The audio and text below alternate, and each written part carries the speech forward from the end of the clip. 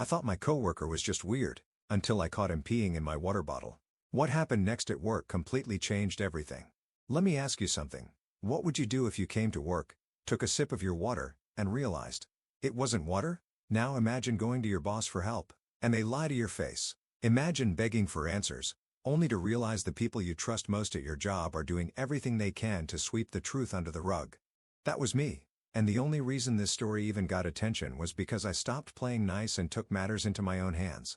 This isn't just a story about workplace drama, it's about betrayal, fear, corporate cover-ups, and a bottle that changed my life forever.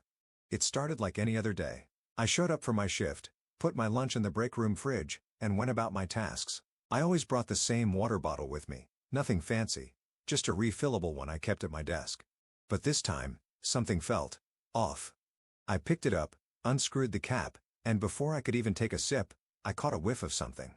It didn't smell like water. In fact, it didn't smell like anything that should be in a bottle in the first place. Out of instinct, I recoiled. Then I took another sniff just to make sure I wasn't imagining it, and I gagged. I won't lie, I panicked. I couldn't believe it. It smelled exactly like urine. I remember sitting there frozen, trying to wrap my head around what was happening. Was this some disgusting prank? Had someone seriously done this? Then it hit me. This wasn't just gross. This was targeted. There had been tension at work for weeks. I had recently been promoted, or at least, I was in the final running for a new role. There was one coworker, let's call her M, who didn't take the news very well. M had been cold with me since the promotion talks began. Petty comments, eye rolls, a clear shift in her tone whenever we interacted. I brushed it off, telling myself she was just going through something. But now, after this, I didn't think it was a coincidence. Still, I wasn't about to point fingers without proof. So, I did the responsible thing. I took the bottle to my manager. I expected shock, concern, or at the very least, urgency. Instead, I got vague nods and promises to look into it. They told me not to worry, that they were going to review the security footage and gather evidence. I left that office still rattled, but hopeful. I thought, okay, maybe they're just following protocol. But then days passed. Friday came and went. They told me the police had been contacted, but no one showed. Monday rolled in. Still nothing.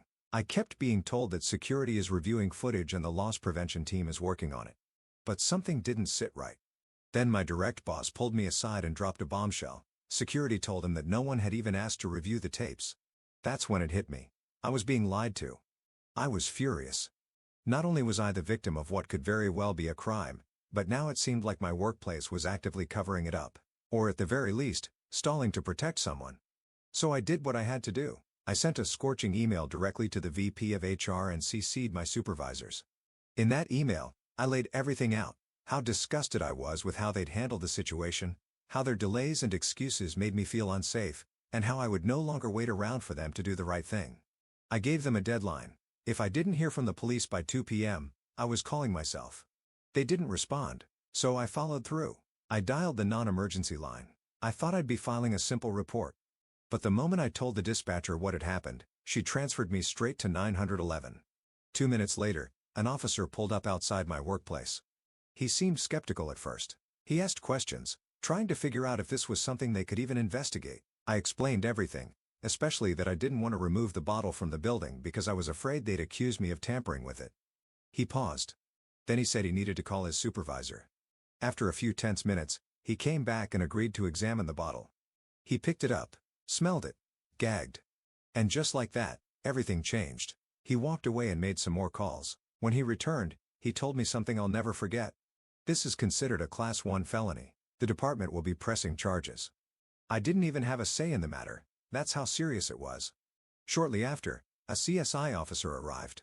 She was silent, but her face said it all. She, too, examined the bottle. She didn't have to say a word. I knew she believed me. She dusted the bottle for prints. Nothing. Then she swabbed the mouth of the bottle and the liquid inside. She even took photos of me and a swab from the inside of my mouth for DNA comparison. Before she left, she strongly recommended I go to the doctor to get tested for any communicable diseases.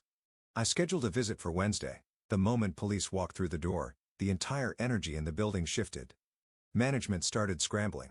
Suddenly, people who hadn't said a word to me all week were coming over, asking if I was okay. But it was too late. They had their chance to do the right thing, and they didn't. Now they were panicking because the truth was out. There was no way to bury it anymore. This wasn't just a prank gone wrong. This was a criminal investigation. And someone in our office was about to be charged with a felony for assault with bodily fluids. To be honest, I'm scared. I still have to come to work. I still have to sit at a desk knowing the person who did this might be just a few feet away. And if they went this far over a promotion, who knows what else they're capable of? I'm watching my back constantly. My anxiety is through the roof. Every sound, every glance, every moment feels like I'm waiting for the next shoe to drop. I don't know what this means for my promotion anymore.